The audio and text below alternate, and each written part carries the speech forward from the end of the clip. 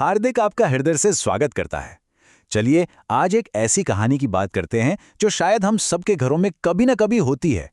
एक बहुत ही आम सी लेकिन गहरी कहानी। ये कहानी हमारे रिश्तों में होने वाले झगड़ों की असली वजह पर रोशनी डालती है। तो आइए इसमें थोड़ा और गहराई से उतरते हैं। तो सोचिए, माहौल कैसा होगा। घर में सब बैठे हैं और हवा में एक तनाव है। और इसी तनाव के बीच पिताजी की एक आवाज़ आती है।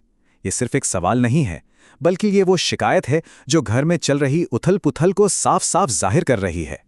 तो मामला ये है कि माता-पिता ने अपने बेटे और बहू को पास बिठाया है।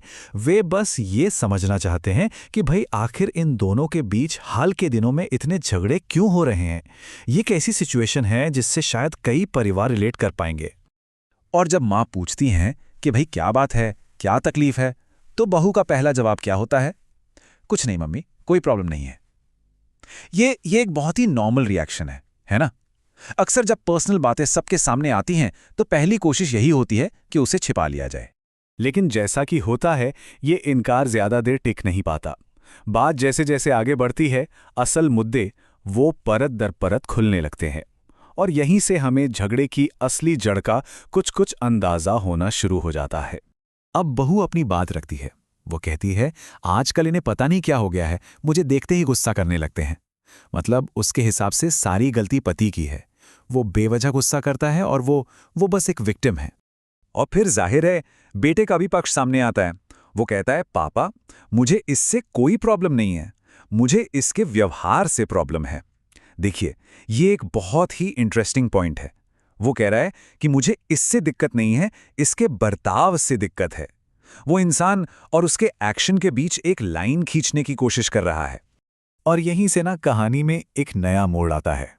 जब पिता उससे पूछते हैं कि भाई थोड़ा और साफ साफ बताओ, तो बेटा एक ऐसा जवाब देता है जो हम सबने कभी ना कभी अपनी लाइफ में या तो बोला है या सुना जरूर है। वो कहता है, पापा हालात ही ऐसे बन जाते हैं कि मुझे उस पर गुस्सा आ जाता है, इसमें मेरी कोई गलती नहीं है। ये है वो की मोमेंट। वो अपने गुस्से की जिम्मेदारी लेने से साफ इनकार कर रहा है। वो कह रहा है, मेरी कोई गलती नहीं है, ये तो हालात हैं जो मुझे गुस्सा दिलाते हैं। एक क्लासिक डिफेंस मैकेनिज्म है ना? तो अब तक झगड़े की वजह क्या बताई जा रही थी? बाहरी हालात, परिस्थितियां। लेकिन अब मां बातचीत में आती हैं और पूरे मुद्दे को एक बिल्कुल ही अलग एंगल से, एक नए नजरिए से सामने रखती हैं। और यकीन मानिए, ये सब कुछ बदल देता है। तो देखिए, बेटे के लिए प्रॉब्लम क्या है? हालात। लेकिन मां के लिए प्रॉब्लम क्या है? गलतफहमी। ये सुनने में शायद एक छोटा सा शब्द लगे, लेकिन इसमें जमीन आसमान का फर्क है। एक नजरिया है जो सिर्फ दोष दे रहा है, जबकि दूसरा समाधान का रास्ता दिखा रहा है।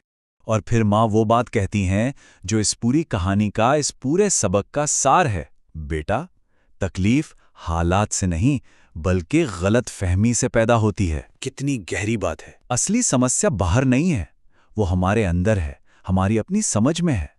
तो ठीक है, ये बात तो बहुत गहरी है, लेकिन इसका मतलब क्या है?